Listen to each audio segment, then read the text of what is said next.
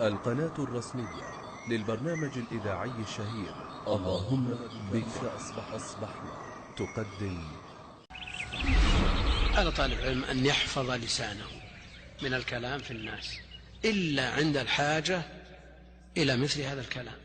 والإشكال أن بعض طلاب العلم نصب نفسه حكما بين الناس، عنده خير، عنده فضل، عنده نوافل، عنده أعمال كما جاء في الحديث أمثال الجبال، صلاة وصيام وحج وصلة وطلب علم، ثم بعد ذلك إذا جلس في المجالس وزع، فلان قال وفلان قال وفلان قالت والعالم الفلاني أفتى والفرقة الفلانية كذا، ثم بعد ذلك يوزع هذه الحسنات على من هم من وجهة نظره أعداء، ولو كان يحبهم ما تكلم فيهم، ثم حينئذ يقع في الحديث الصحيح وهو لا يشعر. أتدرون من المفلس؟ قلنا المفلس من لا درهم له ولا متاع.